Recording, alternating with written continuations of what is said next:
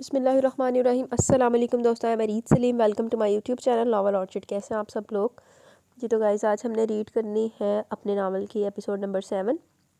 तो उससे पहले अगर आपने मेरे चैनल नॉवल ऑर्चिड को सब्सक्राइब नहीं किया तो सब्सक्राइब कर लें, साथ में बेल आइकन भी प्रेस कर लें ताकि हर आने वाली वीडियो आपको मिलती रहे। और सबसे पहले तो आप सब लोगों का thank you, very very very much, thank you so much. आज आप लोगों की वजह से हम लोग 6000 सब्सक्राइबर क्रॉस कर चुके हैं, अल्हम्दुलिल्लाह अल्हम्दुलिल्लाह। बाकी इसी तरह से कीप सपोर्टिंग और सपोर्ट करते रहे।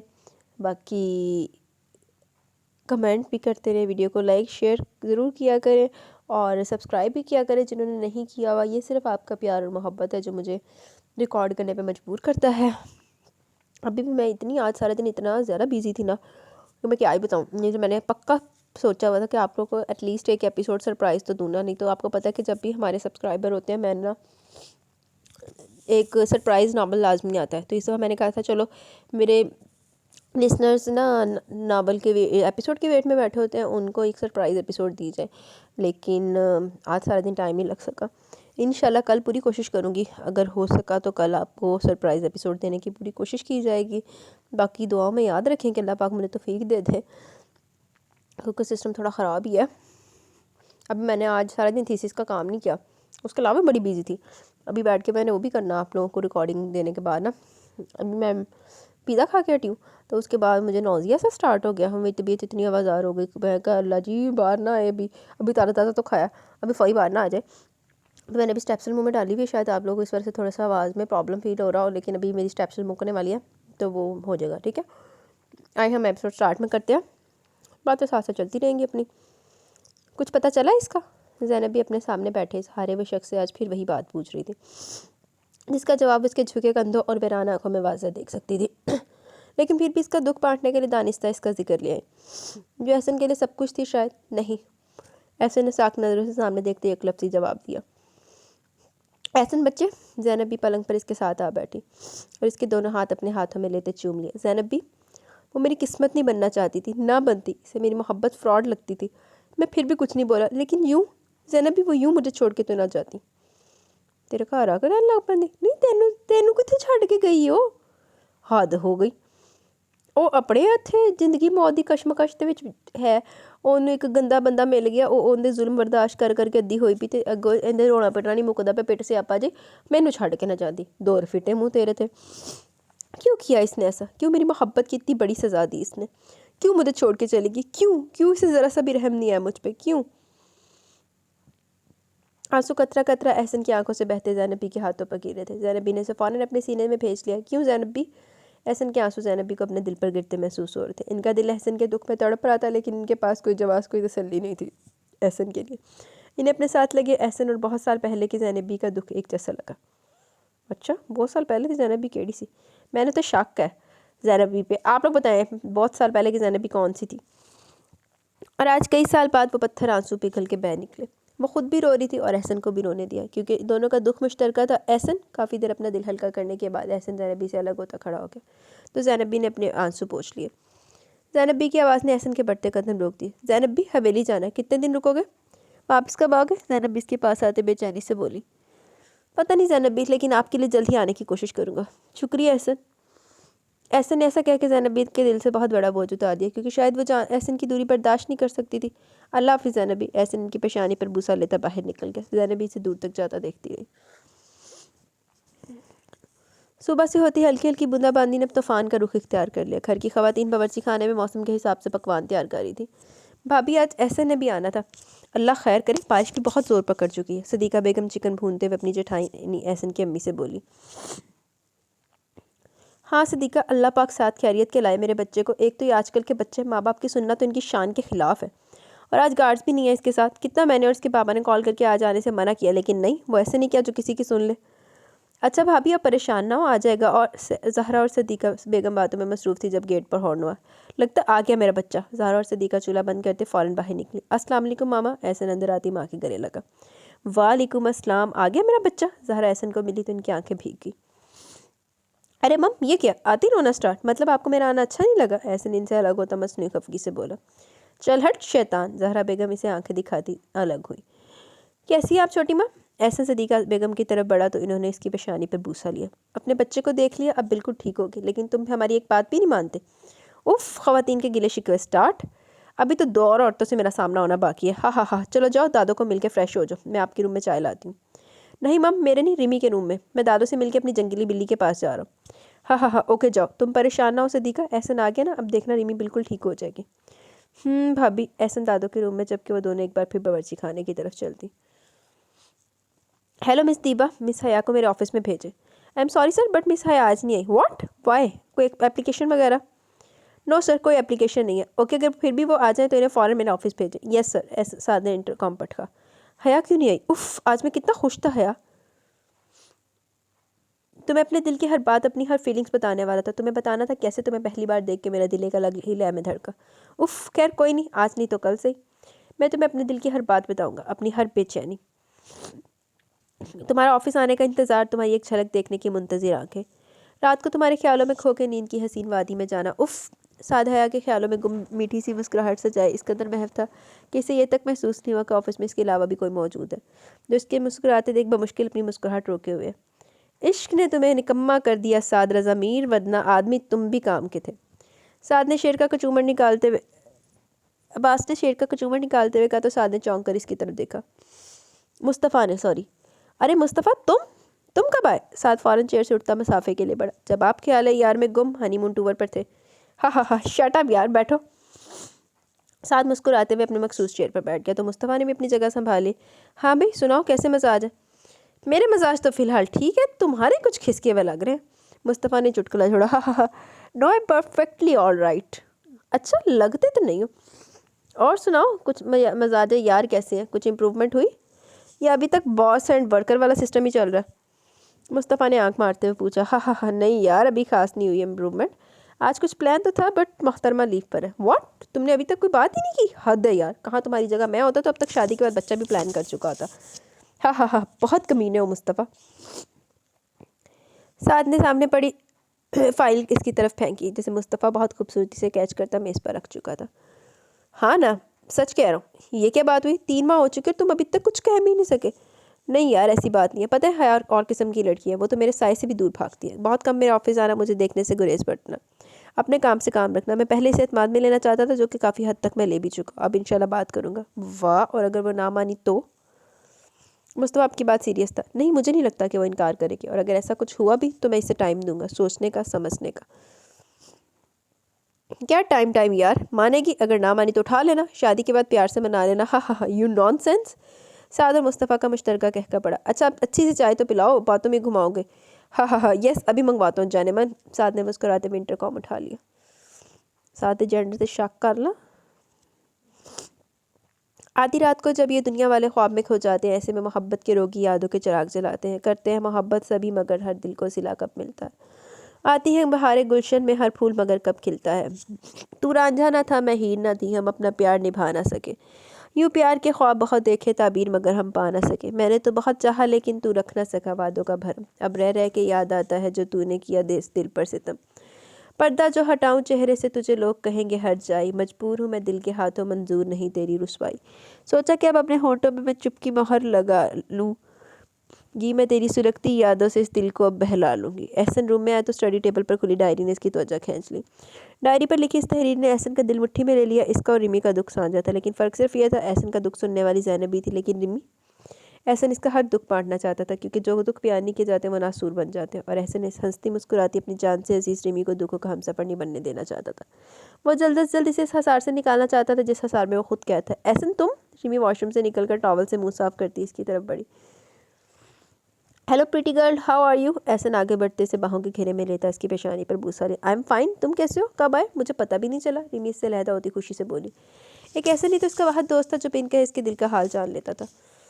इसने एहसन को कितना मिस किया था। हूँ देखो एहसन साहब कि हत्ते आंदे, एहसन तो आबरू नहीं मिली। हूँ देखो एहसन कि मिलता।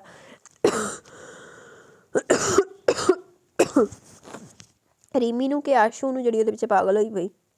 काश एहसन होता और इसके कंधे पर सर रखे अपने सारे आंसू बहा देती, अपना हर दुख, अपना नुकसान इसे शेयर करके हल्की फुल्की हो जाती। काश जनाब, मैं तो कब का आ चुका, आप ही कमरा नशीन हुई बैठी थी। एहसन इसकी आंखों में देखते बोला, जिसकी आंखें रोई रोई थी, अब भी कुटारे पानी से लबालब थे। आओ बैठे, मुझे तुमसे बहुत सी बातें करनी है।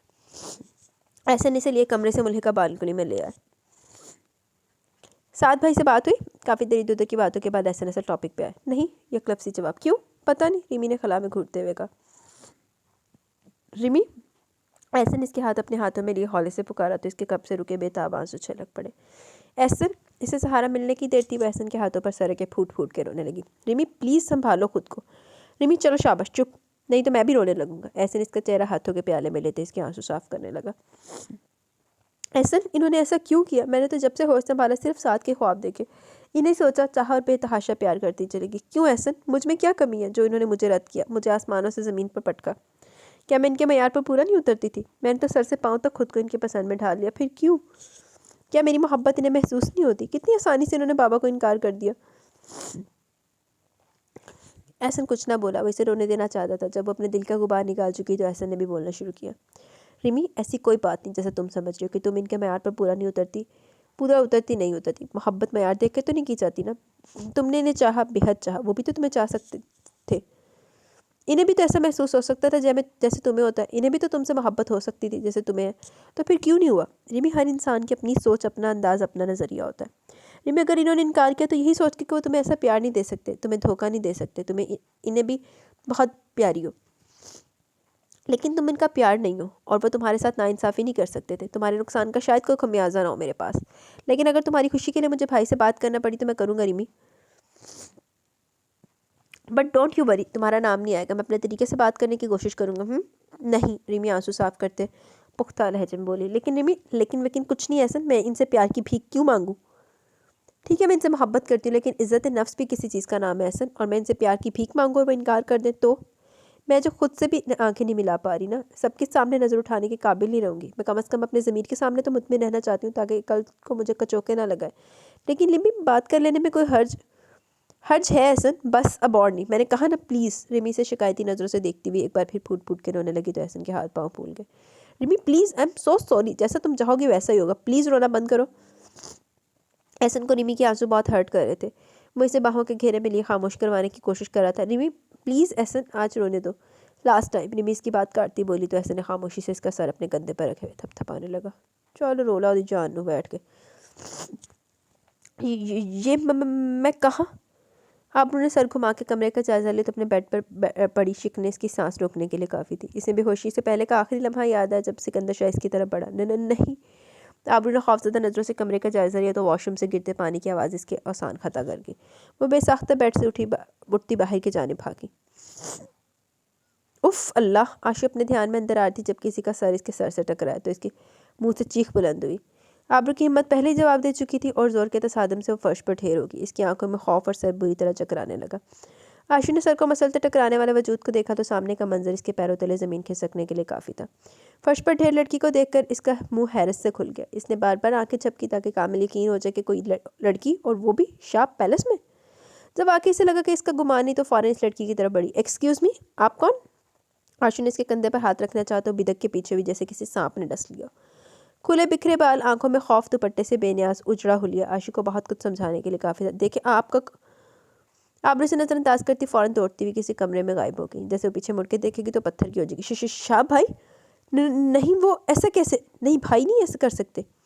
वो लड़की।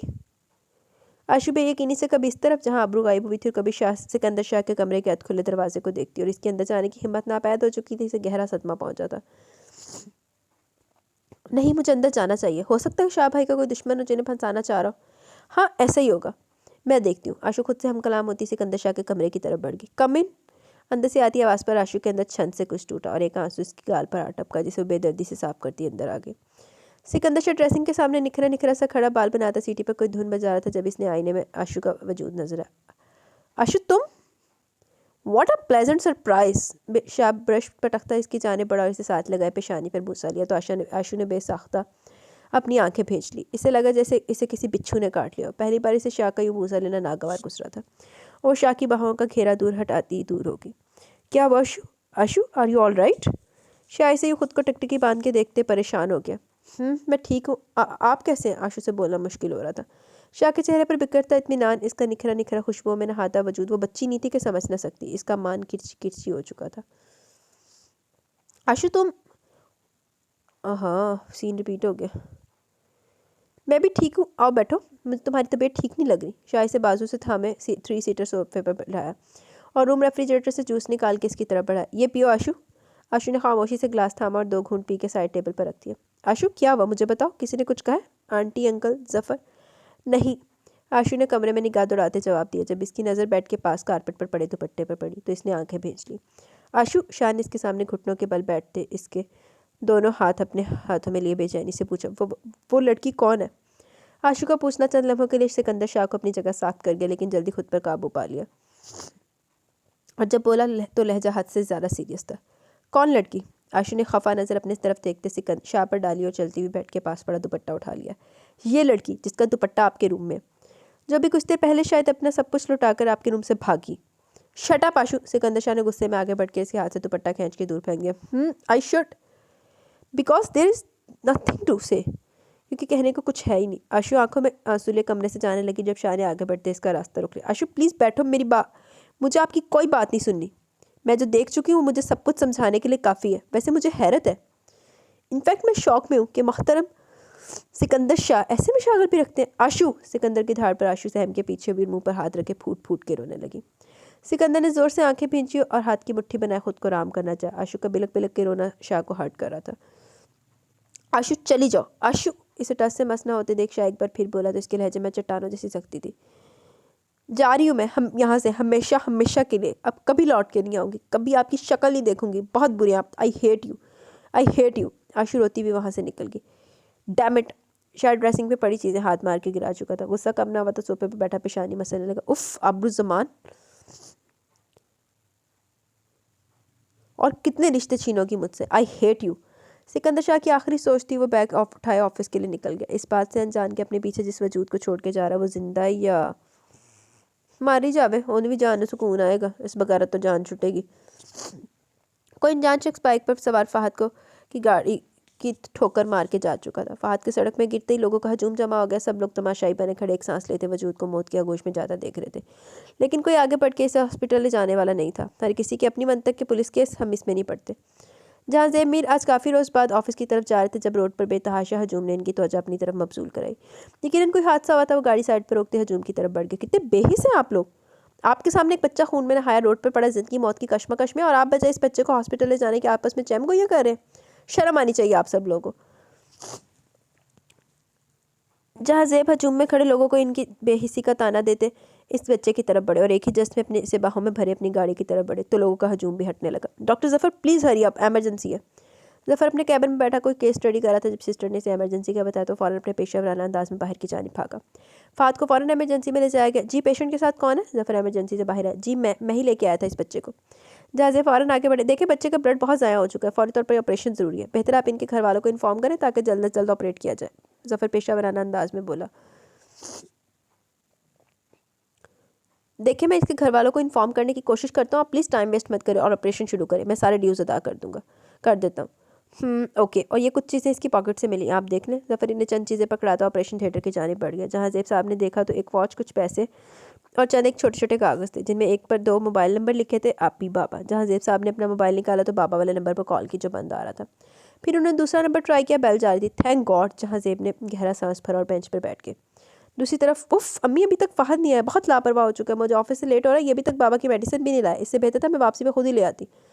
है घन चक्कर बनी सेहर में चक्कर काटती बड़बड़ आ रही थी जब इसका मोबाइल बजा। अम्मी कोई रॉन्ग नंबर है तो बेटा फ़ौरन उठाओ ना, क्या पता मेरी आप भी सही दबानों के लहजे में बेचैनी थी। हेलो। और दूसरी तरफ जो खबर हया को मिली वो इसकी जान निकालने के लिए काफ़ी थी। कौन से हॉस्पिटल? वो बरसती आंखों से बोली। जी हम अभी आते, आप प्लीज़ तब तक वहीं रहे प्लीज़। हया हॉस्पिटल का पता पूछती रोते हुए बोली। सईदा बानो का दिल होने लगा। हया क्या हुआ, कौन है हॉस्पिटल में? जल्दी हया जल्दी बताओ, मेरा दिल बंद हो जाएगा। हया इनके गले लगे फूट फूट के रोते सारी बात बताने लगी तो सईदा बानो ने अपना सीना पीट लिया। अम्मी अम्मी प्लीज़ सब्र करें, हमें हॉस्पिटल जाना है। बाबा भी तो। हया बाबा के रूम की तरफ भागी जो बेड पे लेटे साख नज़रों से छत को देख रहे थे। हया इन्हें देख के मुँह पे हाथ रखती सेन में वापस आकर उन्हें कुछ भी बताने से गुरेज करती अम्मी को लिए निकल आई। बाबा बैठा रहे अपने सोग दे विच। डॉक्टर साहब मेरा जी पेशेंट को होश आ गया, हमने प्राइवेट रूम में शिफ्ट कर दिया, थोड़ी देर बाद आप लोग मिल सकते हैं। हया जफ़र को जवाब देता अपने ऑफिस की तरफ बढ़ गया। या अल्लाह तेरा लाख लाख शुक्र है। अम्मी तो जब से हॉस्पिटल आई थी नवाफिल पढ़ रही थी। हया के आंसू बहने लगे जब जहाँ ज़ेब साहब इसके पास है। हया बेटा, इन्होंने हया के सर पर हाथ रखा। इन्हें शुरू से ऑफिस में हया बहुत अच्छी लड़की लगी थी, मासूम, सादा मजाज और हयादार। Sir sir sir sir thank you so much sir, आपने मेरे भाई की जान बचाई, मैं आपका एहसान कभी नहीं भूलूंगी सर, आप बहुत अच्छे हैं सर। है बेटा, ये तो मेरा फ़र्ज़ था, मैंने कोई एहसान नहीं किया, अगर आपके भाई की जगह कोई और भी होता तो मैं इसे ज़रूर बचाने की कोशिश करता, बाकी ज़िंदगी मौत तो अल्लाह के हाथ में। लेकिन फिर भी सर, जिस तरह आपके असर रसूख के ज़रिए फ़हद को अच्छा ट्रीटमेंट दिया गया, अगर आप ना होते तो इस दोस्त से आगे की सोच बहुत खौफनाक थी। बेटा मेरा कोई हाथ नहीं इसमें, बचाने वाला तो ऊपर बैठा, मैं तो सिर्फ वसीला। वसीला हूँ, आप परेशान ना हो। फ़हद ठीक है, आप अपनी वालदा को बताएं, मैं फिर चक्कर लगाऊंगा। एंड आप ऑफिस की टेंशन ना लेना, जब फ़हद बिल्कुल ठीक हो जाए तो आप ज्वाइन कर सकती हैं। जहाँ ज़ेब सर इसे प्यार से समझाते हुए बोले, लेकिन सर साथ सर। हया को साथ की टेंशन होती जो छुट्टियों के सख्त खिलाफ था और अपने वर्कर से ज़रा सी काम चोरी पर ऑफिस से बाहर कर देता। वो काम के मामले में बहुत पॉजेसिव था और हया इस नौकरी से हाथ नहीं धोना चाहती थी। तेरे मामले भी बड़ा पॉजेसिव है, तेनों नौकरी चो हाथ धोन देंदा, इस गल का तू इत्मीनान मेरे वालों रख। आप साथ की टेंशन ना ले, मैं खुद बात कर लूँगा साथ से। Okay now relax, thank you sir. जहाँ ज़ेब सर ने इसके सर से बहुत बड़ा बोझ हटा दिया। अल्लाह हाफिज़, अल्लाह हाफिज़। हया अपने इस मेहरबान सर को जाता हुआ देखने लगी। जब वो नज़रों से ओझल हो गए तो हया अम्मी की तरफ बढ़ गई। शाह अपने ऑफिस में बैठा किसी फाइल में बिजी था जब कोई दंदन आता हो इसके ऑफिस में। साथ सेक्रेटरी भी थी जो यकीनन इसे भी इलाज ज़्यादा अंदर आने से रोक रही थी। मेरा बेटा कहाँ है? दिलावे सेक्रेटरी को धकेलती अंदर आते शाह का गिरेबान झंझोड़ते हुए बोली। सर मैंने कब से, तुम जाओ। शाह सेक्रेटरी को जाने का कहता है, इसकी जानी मतवजा वो जो आंखों में शरारे लिए इसे देख रही थी। क्या बेहूदगी है ये? शाह इसका हाथ झटकते धाड़ा। मेरा बेटा कहाँ है? मुझे क्या पता तुम्हारा कौन बेटा, कौन और कहाँ। Shut up mister, don't shout miss तवाइफ सादी, ये तुम्हारा रूम नहीं जहाँ चिल्ला रही हो, ये मेरा ऑफिस है, अभी अभी गार्ड्स को बुला के बाहर फेंकवा दूंगा। शाह से वार्न करता हुआ बोला। दिल ने आंखें भेजे खुद को आराम किया और इसके सामने हाथ जोड़े गिड़गिड़ाने लगी। देखो मैं तुम्हारे आगे हाथ जोड़ती हूँ, प्लीज़ मुझे माफ़ कर दो, मैं तुमसे कोई बदला नहीं लेना चाहती, मैं किसी को कुछ नहीं बताऊंगी, प्लीज़ मुझे मेरा बेटा लौटा दो। मैं अपने बेटे को लेकर शहर ही छोड़ के चली जाऊँगी, लेकिन मैं इसके बगैर मर जाऊँगी, तुम्हें अल्लाह का वास्ता है मेरा बेटा लौटा दो। दिल इसके कदम में बैठी गिड़गिड़ा के अपने बेटे की ज़िंदगी की भीख मांग रही थी, लेकिन शाह इसका दिल तो पत्थर का हो चुका था और इसे याद था तो सिर्फ अपना बदला। दिला वे इसका इसे चैलेंज करना और फिर इसे नीचे दिखाने के लिए इस बच्चे को हवेली ले जाने का मंसूबा। इसे एक बेकस और तड़पती माँ की सदाएं नहीं सुनाई दे रही थी। वो इंतकाम की आग में पूरी तरह पागल हो रहा था। मेरे पास तुम्हारा बेटा नहीं है और ना ही मैं तुम्हारे किसी बेटे को जानता हूँ, सो तुम जा सकती हो मेरे ऑफिस से। नहीं तुम ऐसा नहीं कर सकते मेरे साथ, मेरा बेटा, मेरा जावियार तुम्हारे पास है, मैं तुम्हारे खिलाफ पुलिस में जाऊंगी, तुमने मेरे बेटे को किडनैप किया। दिलावेज इसका गिरेबान पकड़े जोर से चिल्लाई। अगर मजीद बदनाम होने की ख्वाहिश है तो ये शौक भी पूरा कर लो मिस दिलावेज डार्लिंग, लेकिन मुंह की खाओगी, गॉट इट। शाह नफरत से इसके बाजू छटकता गुर्राया तो शाह दिलावेज दीवार से जा लगी, लेकिन वो हिम्मत नहीं हारना चाहती थी। मम्मा मैं ऐसे नहीं जाऊंगी, मुझे मेरा बेटा चाहिए, तुम मुझे मेरा बेटा वापस करो शाह, मैं मर जाऊंगी। तुम मर जाओ, वैसे भी जिंदा रह के क्या करना है, ना इज्जत है ना ही गैरत। शाह बेदर्दी से बोला तो दिल की बरसती आंखें साख्त हो गई। देख लेना शाह, अल्लाह की लाठी बेआवाज़ है, आज तुमने किसी की बेटी को खिलौना समझ के इससे खेला ना, कल को तुम्हारी बेटी के साथ भी ऐसा ही होगा और तुम ऐसे ही तड़पोगे। मेरी हर बद्दुआ ता हयात तुम्हारे साथ रहेगी। तुमने मेरा बेटा छीना ना, लम्हा लम्हा खुशियों के लिए तरसोगे तुम। अल्लाह करे तुम्हें कहीं सुकून ना मिले, सिसक सिसक के ज़िंदगी गुजारो तुम, एक एक खुशी को तरसो, ये बद्दुआ है मेरी। दिलावेज़ी से झोलियाँ भर भर के बद्दुआएं देती गार्ड्स के आने से पहले ऑफिस से निकल गई। इसकी शिकस्ता चाल इस बात का सबूत थी कि मात हो चुकी है। शाह ने इसे देखा और मुस्कुराहट ने बेसाख्ता इसके चेहरे को छुआ। गो टू हेल्प, बढ़िया बद्दुआएं देने वाली, शुक्र है जान छूटी बदजातों से। और बच्चा, हा हा हा, वो तब तक किसी जंगली जानवर की खुराक बन चुका होगा। शाह सोचता हुआ सर झटकता अपनी फाइल में गुम हो गया जो दिल के आने से पहले वो स्टडी कर रहा था। जब मर जाके तू भी, तेरे वगैरह बदजात को भी जान छूटे। आशु कुछ तो बताओ बेटा, जब से बाहर से आई हो रोई जा रही हो, क्या हुआ, किसी ने कुछ कहा, मुझे बताओ। बीना बेगम आशु के रोने से डर गई थी, इन्हें कई वसवसों सता रहे थे। आशु जब से बाहर से आई थी आते कमरा नशीन हुए जोरों को ज़ारो ज़ार हो रही थी। बीना बेगम परेशान से पूछने की कोशिश कर रही थी लेकिन जवाब न दे रहे। मम्मा वो बहुत बुरे हैं, मैं नफरत करती हूँ उनसे, मैं कभी इनकी शक्ल नहीं देखूंगी मामा। आशु रोती हुई मुसलसल बड़बड़ा रही थी। अस्सलाम वालेकुम। अरे ये क्या आशु, क्या हुआ गुड़िया? जफ़र घर आ चुका था। बाहर मेड ने बताया कि वो दोनों आशु के रूम में, तो जफ़र वहीं चला है। लेकिन आशु का बिलक बिलक के रोना, वो भागता हुआ आके बड़ा सोफे पर इसके साथ बैठा, इसे अपने साथ लगा लिया। जफ़र अब तुम आ गए तो तुम ही इससे पूछो, मेरी तो जान हल्कान की हुई है, ना कुछ बता रही है ना सिर्फ रोए जा रही है। बिना बेगम दूसरे सोफे पर बैठती बोली तो जफ़र को परेशानी ने छू लिया। आशु जान मुझे बताओ क्या हुआ। आशु, जफ़र ने इसका चेहरा हाथों के प्याले में लेते प्यार से पूछा। भाई वो, आशु की हिम्मत कुछ भी बताने से कासर थी। डरो मत आशु, बताओ क्या हुआ है। जफ़र ने इसे अपने साथ की यकीन दहानी कराई। मीना बेगम भी आशु की हालत से बहुत परेशान थी। भाई, आशु ने सारी बात जफ़र और मामा की गोशगुजार करते एक बार फिर रोना शुरू कर दिया। मामा ये सब सुनते ही साख नज़रों से जफ़र को देख रही थी। जबकि ज़फ़र इसे लगा वो मामा की नज़रें बर्दाश्त नहीं कर पाएगा। भाई इसे बचा लें, वो बहुत मासूम सी लड़की है। भाई इसकी आंखें इसकी मासूमियत का पता देती हैं। शाह भाई बहुत बुरे हैं, वो मार देंगे इसे। इसकी उजड़ी हालत, इसकी आंखों में बसा खौफ भाई के जुल्म का चीख चीख के ऐलान कर रही थी। वो मर जाएगी भाई, आपको अल्लाह का वास्ता भाई इसे बचा लें। आशु के आंसू थमने का नाम ही नहीं ले रहे थे। इसकी आंखों के सामने बार बार इस लड़की की शबीह आ रही थी। आशु तुम्हारा दिमाग ख़राब है, क्या बकवास किए जा रहे हो? तुम्हें पता भी है और क्या और किसके बारे में ये सब कह रही हो? मामा इसका बाजू खींचते गुस्से से बोली। इनका बस नहीं चल रहा था वो आशु का मुंह तोड़ दे। इन्हें यकीन था आशु को ज़रूर कोई गलतफहमी हुई होगी। मामा मेरी बात का यकीन करें। मामा भाई आपको मेरी बात का भरोसा नहीं है ना? आप लोग मेरे साथ शाह भाई के घर चलें। आशु मामा का हाथ थामे बोली। हाँ चलो, मैं भी देखो कितनी सदाकत है तुम्हारी बातों में। मामा आशु सच कह रही है। मामा आशु का बाजू में दर्दी से पकड़े बाहर जाने लगी जब ज़फ़र की आवाज़ ने इनके कदम रोक लिए। इन्हें लगा घर की छत इनके सर पर आ गिरी हो। इन्होंने आशु का बाजू छोड़ा और बेयकीन नज़रों से ज़फ़र की तरफ देखा जो इसकी नज़रें झुकी हुई थी, जैसे वो कोई बहुत बड़ा राज छुपाए हुए हो। क्या कहा तुमने? ज़रा फिर से कहना। मामा इसके साथ सोफे पर बैठती बोली तो इन्हें अपनी आवाज़ किसी खाई से आती महसूस हुई। मामा, ज़फ़र ने आबरू का शाह से टकराव से लेकर अगवा और फिर ज़बरदस्ती शादी और अपनी और शाह की कई बार हुई लड़ाई का एक एक लफ्ज़ बताया। मामा और आशु साख नज़रों से ज़फ़र के चेहरे पर छाए इस दर्द को देख रही थी जो इसके अल्फाज में पोशीदा था। नहीं ज़फ़र, मेरा शाह ऐसा नहीं हो सकता। वो इतना जालिम नहीं हो सकता। इसकी तरबियत मैंने इन हाथों से की है। मामा अपने हाथ ज़फ़र की तरफ करते टूटे हुए अल्फाज में बोली। ये देखो ज़फ़र, मेरी, हाँ मेरी ही परवरिश में कोई कोताही हो गई होगी। वो ऐसा कैसे कर सकता है? मेरा शाह ऐसा नहीं है। मैं अपने बेटे की रग रग से वाकिफ़ हूँ। वो ऐसा नहीं कर सकता। भाई, आशु आंसू बहाती इसके कंधे पर सर रखे बोली तो ज़फ़र को लगा इसका दिल फट जाएगा। और मामा, वो तो जैसे शौक में चली गई थी। ज़फ़र मामा को ऐसे दुखी नहीं देख सकता था। इसे लगा अगर वो मज़ीद कुछ देर और यहाँ ठहरा तो इसके दिमाग की कोई शरियान फट जाएगी। वो लाउंज में या गाड़ी की कीज़ उठाई घर से निकल गया क्योंकि इसका एक ही हल था, शाह। जाकर छित्तर फेर उन्हों बेगैरत नू। साथ को जब से जहाँ ज़ेब चाचू की ज़बानी हया के भाई के एक्सीडेंट का पता चला वो खासा बेचैन हो गया। मीटिंग भी वो हासिल बेध्यानी में अटेंड कर रहा था। इसे बार बार हया का ख्याल आ रहा था। वो कितनी अपसेट होगी। साथ बेटा, आर यू ऑल राइट? क्या आप ठीक हो? मीटिंग ख़त्म होते ही जहाँ ज़ेब साहब ने साथ को मुखातिब किया, जैसे ये तक होश नहीं था कि मीटिंग ओवर हो चुकी है। और इसी तरह अपने सामने मेज़ पर पड़े लैपटॉप को घूर रहा था। जी चाचू, आई एम फाइन। क्यों, क्या हुआ? साथ फ़ौरन सीधा होते इतराफ़ में देखा तो इसके और चाचू के अलावा कोई नहीं था। साथ बेटा, अगर आपकी तबीयत नहीं ठीक तो आप घर जाकर रेस्ट करो। नहीं चाचू, ऐसी कोई बात नहीं, साथ फ़ौरन बोला। हालांकि वो चाह रहा था कि वो घर जाए। साथ, चाचू ने घूरा। जी चाचू, thank you, actually not feeling well, घर जाकर रेस्ट करता हूँ। गुड, आप जाओ। एंड डिनर पे मेरा वेट ना करना, मैं ऑफिस से सीधा हवेली जाऊँगा। लेकिन चाचू आप आज ही तो आए हैं, रुक जाते। साथ उठते हुए बोला। नहीं जान, वापस जाना ज़रूरी है। कल रिमी का बर्थडे और आपको तो पता है अगर इसे रात 12 बजे विश ना किया जाए तो क्या हाल होता है सबका। हाँ हाँ हाँ, यस चाचू। फिर वो चुड़ैल हम सबसे पूरा दिन नाराज़ रहती है और ख़ुद कमरा नशीन हो जाती है और अगला पूरा वीक इसको आपको ताने देती है कि इसे तो कोई प्यार ही नहीं करता, किसी को इसका बर्थडे भी याद नहीं रहता, ब्ला ब्ला ब्ला। हाँ हाँ हाँ हाँ। साथ का पूरा नक्शा खींचने पर दोनों का मुश्तरका कहका पड़ा। ओके चाचू, इजाज़त, अल्लाह हाफिज़ एंड थैंक्स फॉर रिवाइंड। मैं भी रात को रिमी को विश करूँगा। नहीं तो हाँ हाँ हाँ, जी बेटा जी, बिल्कुल। ओके, अल्लाह हाफिज़। सर अपना बैग और कीज़ उठाए ऑफिस से निकल गए, लेकिन निकलने से पहले हया की फाइल से इसका सेल नंबर लेना ना भूला था। हाले तक तू लिखता ही नहीं सी, बड़ा ही सोचता।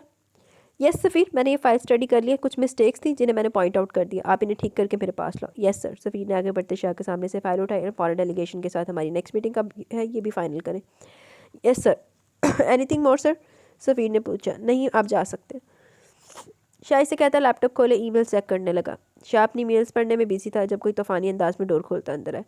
शाह ने काफ़ी अचंभे से सर उठा के आने वाली शख्सियत को देखा तो ज़फ़र चेहरे पर चट्टानों जैसी सख्ती लिए से घूरा था। शाह समझ गया आशु सबको बता चुकी होगी, इसलिए वो कोई भी रिएक्शन दिए बगैर अपने काम में बिजी हो गया। जैसे इसे परवाही ना हो कि इसके सामने खड़ा शख्स खून खवार नज़रों से इसे देख रहा है। समझते क्या हो तुम खुद को मिस्टर सिकंदर शाह? ज़फ़र इसे खुद को नज़रअंदाज करते फिर से अपने काम में बिजी देख के आगे बढ़ा। इसके सामने पड़ा लैपटॉप गुस्से से ज़मीन पर पटक दिया जिसकी स्क्रीन कई टुकड़ों में बढ़ चुकी थी। फिर फ्री दे आंदे ना तेरे वास्ते लैपटॉप ते LCD चवल जे ना होन ते कोई कभी फ़ोन तोड़ देते हैं, कभी LCD तोड़ देता है, कभी परफ्यूमा तो चलो तोड़ तोड़ के नाश किया होया। हद हो गई।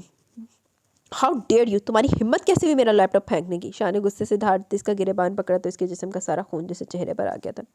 जैसे तुम्हारी हिम्मत हुई हम सबकी ज़िंदगियों को मजाक बनाने की, आबरुज़्ज़मान की इज़्ज़त की धज्जियाँ उड़ाने की, इसे तल तल मारने की, इसे ना करदा गुनाहों की सज़ा देने की। ज़फ़र गुस्से से इसके हाथ झटकता इससे भी तेज़ आवाज़ में थाड़ा।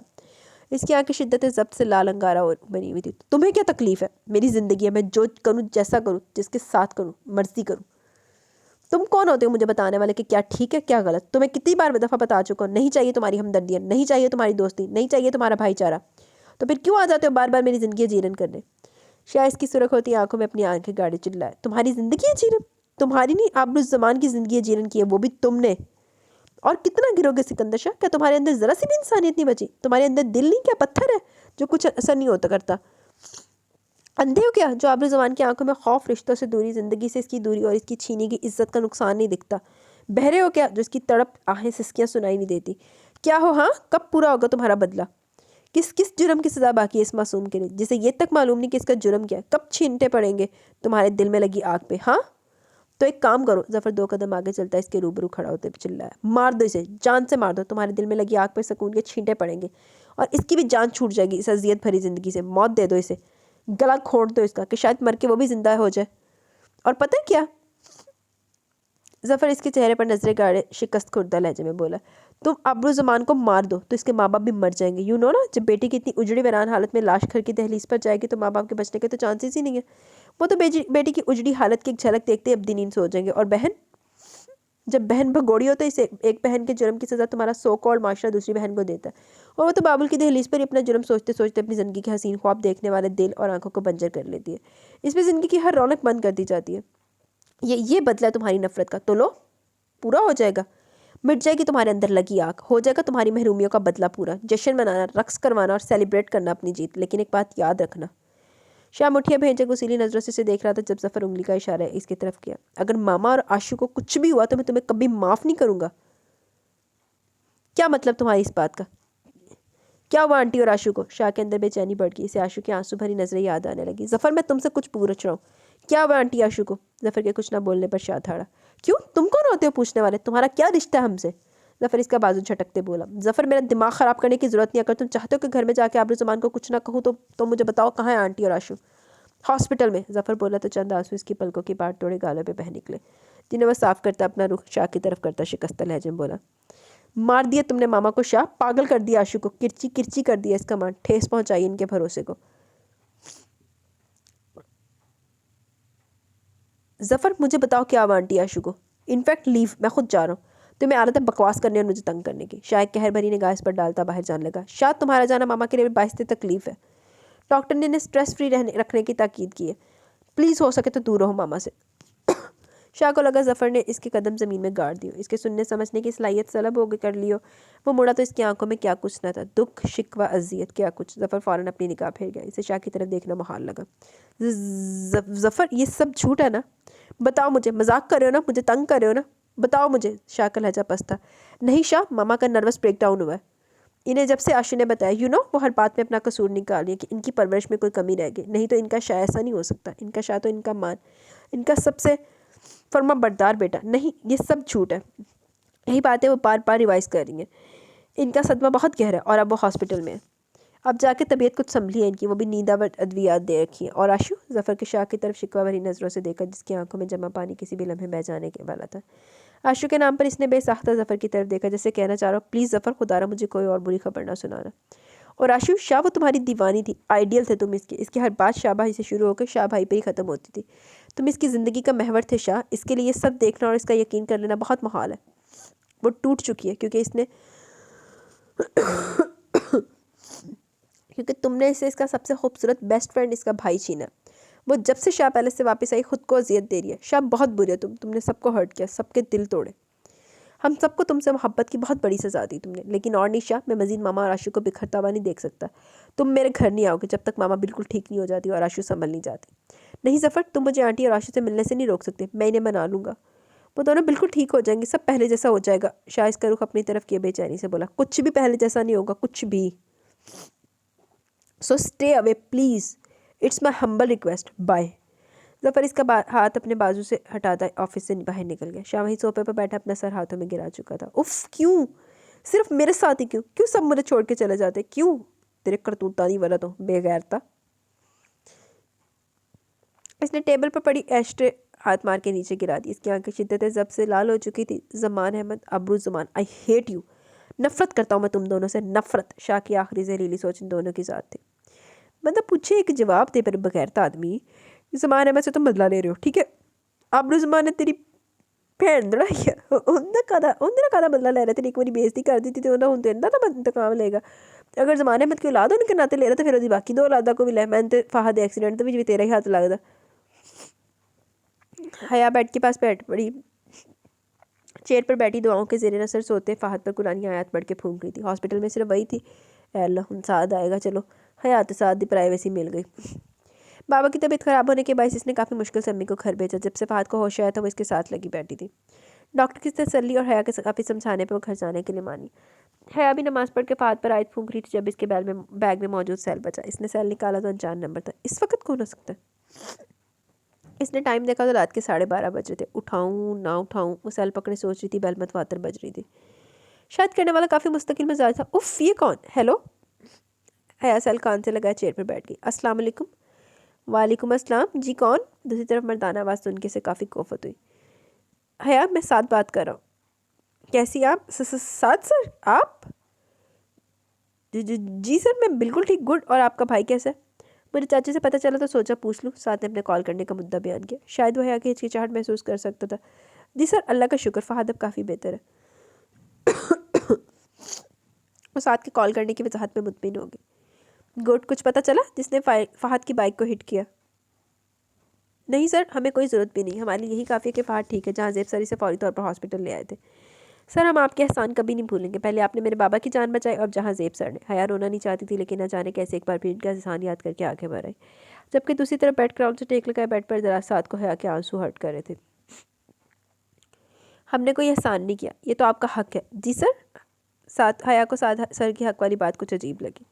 जबकि साथ ने फ़ौरन अपनी ज़ुबान दांतों तले दबा ली और हर पर हल्की सी चपत लगाई। ओ शिट, मेरा मतलब है हमने आप पे कोई एहसान नहीं किया, ये तो हमारा फ़र्ज़ बनता है। अगर आपकी जगह कोई भी होता तो हम ऐसे हेल्प करते। और जिसे अल्लाह रखे इससे कौन चखे वाली कहावत तो सुन रखी है ना आपने। तो फिर हमारा क्या एहसान हुआ जब बचाने वाली ज़ात ऊपर मौजूद है। हाँ, आप बार बार ऐसे कह के हमें शर्मिंदा ना किया करें हया।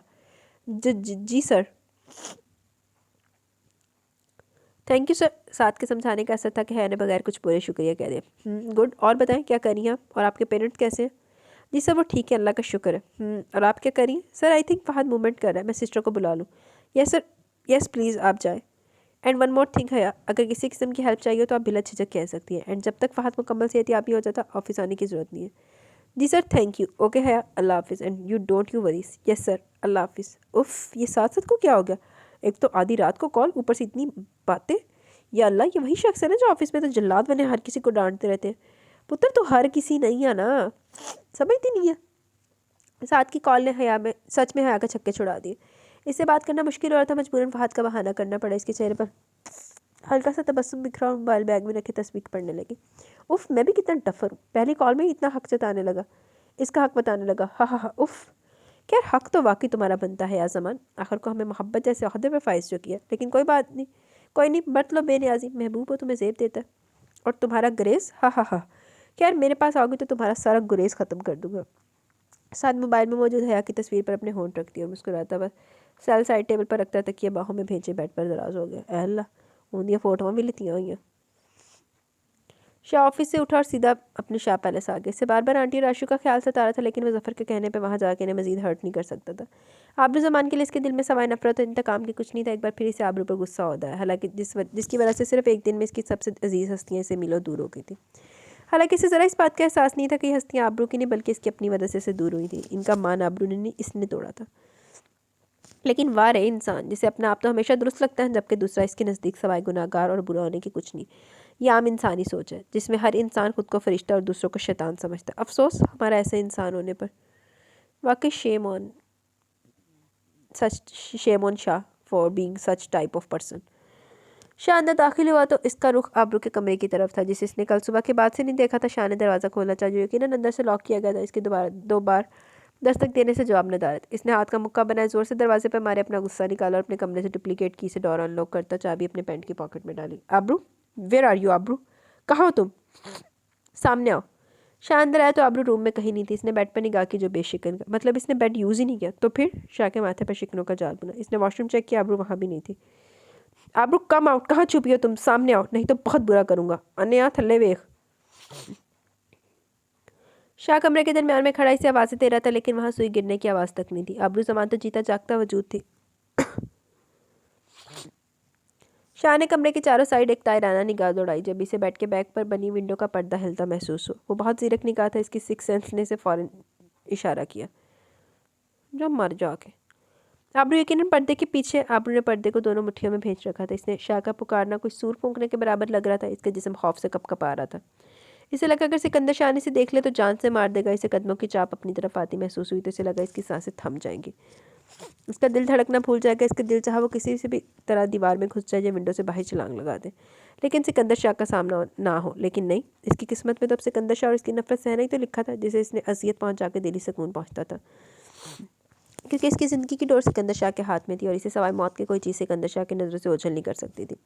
सिकंदर शाह ने पर्दा हटाया तो आबरू जमान दीवार के साथ चिपकी बैठी पर्दे की मुट्ठियों में भेंचे टांगे सीने से लगाए सर घुटनों में दिए बैठी थी। इसके बाल कंधों से दोनों साइड से आगे को आ रहे थे। इसका पूरा जिस्म लरस रहा था। ओह, तो तुम यहाँ छुपी बैठी हो आबरू जमान? तुम्हें मेरी आवाज़ भी सुनाई नहीं दे रही थी? हाँ। सिकंदर शाह ने ज़ोर से पर्दा खींचा तो पर्दा स्टैंड के साथ ही टूटता हुआ दूर जा गिरा। आबू सहम के मजीद सुकड़ी। तुम्हें मेरी आवाज़ नहीं सुनाई दी थी? बहरी हो? सिकंदर शाह से बाजू से खींचता अपने मुकाबिल खड़ा किया, इसे सब थप्पड़ रसीद किया। उसे बाजू से झंझोड़ते गुर्राया। नहीं तो तुम नहीं, वो आ जाएगा, मुझे मार देगा, वो हाँ मुझे मार देगा। तुम भी यहाँ छुप जाओ, वो बहुत बुरा मारता है, मुझे इसे डर लगता है। मुझे बचा लो इसे, मुझे बचा लो। वो आबरू हज़ियानी अंदाज में चीखती अपने बाजू शर्वाती हवासों में नहीं लग रही थी। मैं भागी, तुम मुझे हाँ यहाँ से ले जाओ, वो बहुत बुरा। आबरू खुद को इसके शिकंजे से निकालती अंधाधुंध दरवाजे की तरफ भागी, लेकिन अगले ही लम्हे वो सिकंदर शाह के कब्जे में थी। कहाँ भाग रही हो तुम? पागल हो? सिकंदर शाह से झंझोड़ते हुए गुर्राया। पागल तो तू हुआ। लेकिन आबरू, इसे तो कोई होश बाकी न था। नहीं, वो तुम नहीं जानते, वो बहुत जालिम, वो चटाख। आबरू को पागलों की तरह चीखते देख सिकंदर शाह का हाथ एक बार फिर इसके गाल पर अपना निशान छोड़ गया। आबरू मुंह पे हाथ रखे आंखें फाड़े थप्पड़ मारने वाले को देख रही थी। इसका सांस अटकने लगा। सिकंदर शाह बोलने की कोशिश में नाकाम होती हुई सिकंदर शाह की बाजू में झूल गई। आबरू, होश करो। आबरू, आबरू देखो, मैं मारूंगा, आंखें खोलो। सिकंदर शाह इसे बेड पर लेटाते होश में लाने की कोशिश कर रहा था। पानी की छींटें मारी, लेकिन बेसुध। मजबूरन से डॉक्टर को कॉल करके घर बुलाना पड़ा। सर, डॉक्टर मूसा आए हैं। सिकंदर शाह कमरे में बेचैनी से चक्कर काट रहा था जब फ्री डोर नॉक करता दरवाजे के डॉक्टर के आने का बताया। हाँ, जल्दी ले आओ। फ्री शाह से लाने का कहा और खुद अलमारी से ब्लैंकेट निकाल के सीने से पाँव तक आबरू पर दिया। क्या लगती है ये आपकी? डॉक्टर ने मुकम्मल चेकअप के बाद सिकंदर शाह से पूछा तो दोनों बाजू सीने पर बांधे बेड के पास ही खड़ा था। डॉक्टर मूसा, आपको नहीं लगता आप कुछ ज़्यादा पर्सनल पूछ रहे हैं? शाह ने छंबे से कहा तो डॉक्टर भी घबरा गया, क्योंकि वो भी सिकंदर शाह के नाम और सोसाइटी में इसके मुकाम को अच्छे से जानता था। सॉरी सर, लेकिन इन्हें कोई बहुत बुरा स्ट्रेस है। अगर यही कंडीशन रही तो नर्वस ब्रेकडाउन होने का खतरा है। मैंने मेडिसिन लिख दी है, आप मंगवा लें। एंड मैं अभी एक ड्रिप लगा देता हूँ। अगर फिर ज़रूरत पड़े तो आप बता देना, मैं फ़ौरन पहुँच जाऊँगा। एंड इन्हें टेंशन फ्री रखने की कोशिश करें। डॉक्टर ने मेडिसिन वाला पेज शाह की तरफ बढ़ाया और ड्रिप लगा के अपना बैग बंद करता बोला, ओके सर, मैं जाऊँ?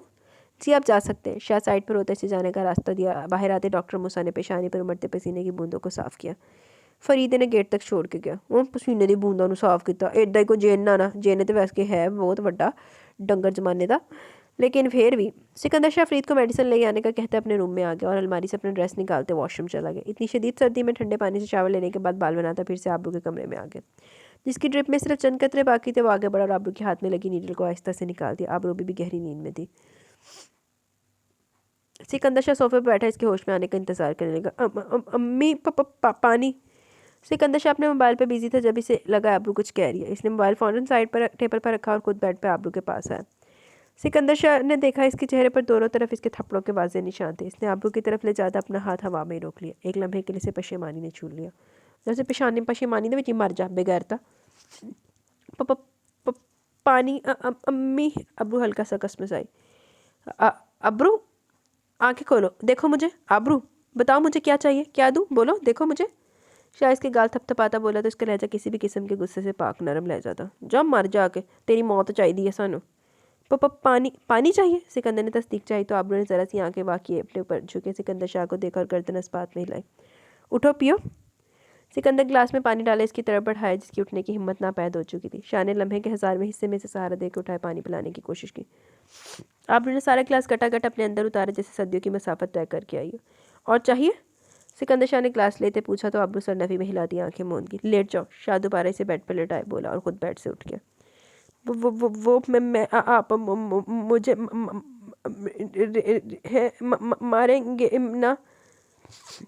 मुझे क्या हुआ? अब्रू ने बेड से थोड़ा फासले पर रखे स्टैंड पर लटकती ट्रिप को देखा तो याद करने लगी। जब इसे याद आने लगा तो इसका खौफ एक बार फिर बढ़ गया। इसे लगा पहले की तरह वो ठीक हो गई तो सिकंदर शाह से फिर से अपनी दरिंदगी का निशाना बनाएगा।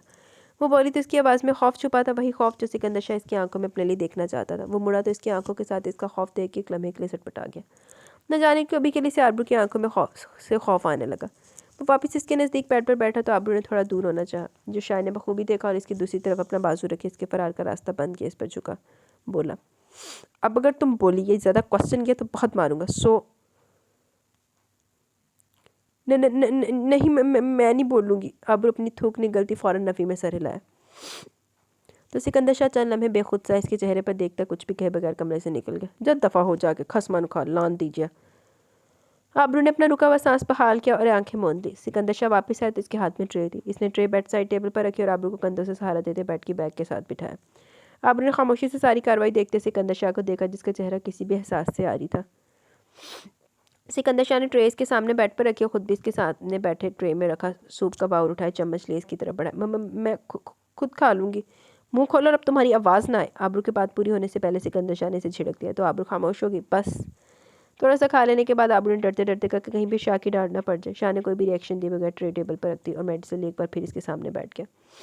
पानी की ग्लास इसकी तरफ बढ़ाते चंद टैबलेट्स और कैप्सूल इसे थमाए, जिन्हें अब्रू ने खामोशी से लेते निकल लिया और ग्लास वापस शाह को पकड़ा दिया। अब्रू ने कुछ भी बोले बगैर अपनी नज़रों का ज़ाविया चेंज कर लिया, क्योंकि सिकंदर शाह काफ़ी देर से एक ही पोजीशन में बैठा था। इसके चेहरे पर छाया सुकूत इस बात का गवाह था वो किसी गहरी सोच के हसार में।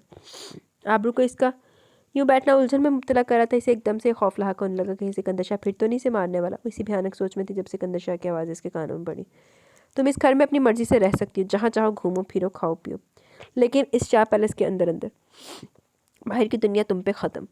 और एक बात याद रखना। अब्रू जो सख्त नज़रों से इसके हिलते लब देख रही थी, इसकी सांसें मद्धम होने लगी। न जाने अगली बात किस मौत का ऐलान करने वाली है। सिकंदर शाह ज़रा सा आगे हुआ और इसकी थोड़ी अपने हाथ में ले इसका रुख अपनी तरफ किया। अब्रू ने डर के मारे सख्ती से आंखें मूंद ली। इसे लगा सिकंदर शाह का यही हाथ अब इसके चेहरे पर थप्पड़ की सूरत पड़ेगा। लेकिन ये क्या, मेरे सामने कम से कम आने की कोशिश करना, क्योंकि जितना तुम मुझे दिखोगे मेरा नुकसान मुझे याद आएगा और मैं फिर वही से सिकंदर शाह बन जाऊँगा। मैं ये सब तुम्हें बता नहीं रहा, वार्न कर रहा हूँ, लेकिन तुम ये कभी ना भूलना कि मेरा बदला ख़त्म हो गया। ये मुझे तुमसे कोई हमदर्दी है। Got it? अब तुम रेस्ट करो। सिकंदर शाह कहता हुआ बाहर निकल गया। अब्रू ज़मान अभी तक किसी पोजीशन में बैठी थी। इसकी आंखों में आंसू उमड़ रहे। 4 माह बाद ये आज़ादी मिली भी तो कैसी। इसे समझ नहीं आ रहा था वो खुश रोए धाड़े मार मार के रोए। वो घुटनों में सर्दियाँ फूट फूट के रोने लगी। रोला नहीं जानू, क्यों क्यों किया मैंने ऐसा? नहीं है मुझे तुमसे कोई हमदर्दी, नहीं माफ़ करूँगा मैं तुम्हें। नफ़रत करता हूँ तुमसे, शदीद नफ़रत। तो मार जा अपनी नफ़रत दे भी थोड़ा जिन्हें टाइम कट के ये भी सारे वक्ता पाया। क्यों? सिकंदर शाह जब से अपने रूम में आया था इस पर जुनून सवार था। तो जाके पागल खाने में कोई नहीं दाखिल करो, मेंटल अजाइलम जाके दाखिल करो। ये इंसाना में रहने के काबिल नहीं है। इसे रह रह के इस बात का पछतावा आ रहा था कि इसने अब्रू की इतनी फिक्र क्यों की, इसने इसे मरने के लिए ना छोड़ दिया। क्यों इसे इतनी हमदर्दी जताई, क्यों? और इसके इस जुनून का निशाना इसके कमरे की हर नशीन चीज़ बन रही थी, जिन्हें वो ज़मीन पर पटकता अपना गुस्सा निकाल रहा था। लेकिन जो कुछ इसने अब्रू ज़मान के साथ किया था, क्या वाकई कोई हमदर्दी थी या मोहब्बत की कोई बूंद इसके बंजर दिल पर पड़ती से सराब करने वाली थी? जो मार जाके तेरी दरी मोहब्बत दसी 4 पड़ा लान दिया जया। दिल और दिमाग की जंग छिड़ चुकी थी, तो बाजी कौन लेगा? किसकी होगी जीत? दिमाग की, जो बार बार इसे अब्रू पर अपना गुस्सा और नफरत निकालने पर उकसा रहा था, या फिर दिल की, जिसे अक्सर अब्रू ज़मान मजलूम लगती है और इसकी गहरी झील सी आंखें जिनमें देखना इसे महाल लगता। तो क्या हर बार अब्रू ज़मान की तरफ बढ़ना सिर्फ इसका इंतकाम है, या दिल में उमड़ती कोई हसीन ख्वाहिश? इदा दी ख्वाहिश से सामने दिल दे विच ही बंदा फैर मारे। ये सब सवालों जवाब सिकंदर शाह के अंदर क़यामत बर्पा किए हुए थे। नहीं है मुझे इससे कोई हमदर्दी, हाँ है मुझे इससे नफरत, इतनी शदीद नफरत के सिकंदर शाह अपने दिल की भड़ास निकाल चुका तो इतनी सर्दी के बावजूद रूम एसी चलाया, जूतों समेत ही बेड पर दराज हुआ, आंखें मूंदे गहरे सांस लेने लगा। जा तेन सरसान होवे। शायद मैं इन यादों से छुटकारा चाहता था। फात को हॉस्पिटल से डिस्चार्ज कर दिया गया। वो पहले से काफ़ी बेहतर था और अपने पैरों पर चलने लगा था। हया और अम्मी इसका बहुत ख्याल रख रही थी। ज़मान अहमद पहले से ज़्यादा खामोश हो गए थे। कोई बात करता तो जवाब दे देते, नहीं तो बेमकसद खुलाए में घूरते रहते। हया ने बहुत कोशिश की इन्हें ज़िंदगी की तरफ लाने की, लेकिन इनकी चुप ना टूटी। शायद ज़िंदगी में किए गए बहुत कुछ भयानक गुनाह वक्त की काया पलटने पर ऐसी चुप की मोहर लगा जाते और हया इंसान सोचता रह जाता है, काश वक्त पीछे को सिर के और वो सब कुछ ठीक कर दे। काश इस तरह तो फिर होता है ना, इस तरह के कामों में पहले बगैरतियाँ मार दे रहो, बार दे रहो, तो मरन तो पहले जो अपने ते ते बीते फिर पछताओ। लेकिन इंसान की ज़िंदगी का काश कभी ख़त्म नहीं होता, और काश और पछतावे का हमेशा से चोली दामन का साथ है। और अब यही काश ज़मान अहमद की ज़िंदगी पर गहरी छाप छोड़ गया था। अम्मी सईदा बानो ने किस्मत का लिखा समझ के हालात से समझौता कर लिया। ऐसा नहीं था कि इन्हें आबरू की याद नहीं आती, याद तो इन्हें क्या जाता जो भूल जाए। और आबरू तो इनके दिल का टुकड़ा थी, और दिल ज़ख्मी हो तो क्या कोई मरहम होती जो ज़ख्म को भर सके? नहीं ना, तो अम्मी आबरू को कैसे भूल सकती थी? वो तो इनकी रूह का हिस्सा थी। और जब रूह ही जिस्म से अलग हो जाता, जिस्म एक खाली खोखले की तरह रह जाता। अम्मी का जिस्म भी खाली खोखला ही रह गया था। लेकिन नहीं, हया और फहद का सहारा बनना था इन्हें। एक औलाद के लिए वो दूसरी औलाद का हक नहीं मार सकती थी। और हया फिर से ऑफिस जाने लगी। साथ सर का रवैया इसके साथ बहुत अजीब सा था। इसे शुरू में तो ये सब इनको इग्नोर किया, क्योंकि वो सब वर्कर्स में साथ सर सबसे ज़्यादा तवज्जो हया पर देते। इसका ख्याल रखना, इसे टिकटिकी बांध के देखना, इनका ये टिकटिकी बांध के देखना हया को ऑकवर्ड फील होता। लेकिन इन्हें कुछ भी सख्त कहना मतलब इस जॉब से हाथ धो बैठने के मुताबिक था। और हया के लिए जॉब बहुत ज़रूरी थी, इसलिए वो इग्नोर कर देती। लेकिन कब तक? फिर ये सब बातें ऑफिस में गर्दिश करने लगी, और हर वर्कर दूसरे के कान में सरगोशियाँ करने लगा, अजीबो गरीब कहानियाँ जन्म लेने लगी। हया जब भी ऑफिस में एंटर होती, हर किसी की ज़ुबान पे शैतानी ओ होती। हया खून के खून पीती रहती थी, लेकिन हद तो इस दिन हुई जब इसे ऑफिस से साथ सर का बुलावा है। मैं कम इन सर? हया ने झुकी निगाह से इजाज़त ली। यस हया, प्लीज़ कम। सर आपने बुलाया? यस हया, प्लीज़ हैव अ सीट। हया अंदर आई तो साथ ने से बैठने का कहा। वो सामने पड़ी चेयर्स में से एक पर बैठ गई।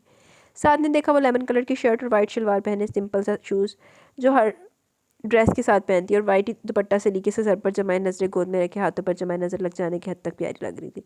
या फिर हर मोहब्बत करने वालों को अपना महबूब इतना ही हसीन और दिल के पास लगता है। जबकि हया इसकी नज़रों से कोफत हो रही थी।